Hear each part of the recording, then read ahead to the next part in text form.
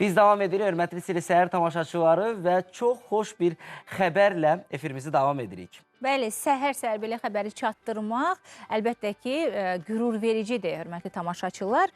Böyük qayıdış çərçivəsində işğaldan azad olunan ərazilərimizə sakinlərin köçü, əlbəttə ki, hər zaman bununla bağlı məlumatı sizə təqdim edirik. Bugün ilk dəfə Xankəndi şəhərinə ilk köç karvanı da yola salınır. İlk mərhələdə Xankəndi şəhərinə 36 ailə, yəni 162 nəfər köçürülüb. Beləliklə 21 yanvar tarixində həyata keçirilən köç də daxil olmaqla indiyənə qədər bir şəhər və 10 rayonun 37 yaşayış məntəqəsində ümumilikdə 6633 ailə, yəni 26513 nəfər məskunlaşdırılıb.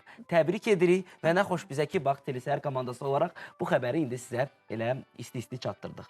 Bəli, və tez-tez də biz işğaldan azad olunan ərazilərimizdə qayıdan sakinlərlə həmsöhbət oluruq, onların təəssüratlarını da öyrənmiş oluruq. Təbrik edirik bugün köç karvanı ilə öz doğma yurduna qayıdan bütün sakinlərimizi.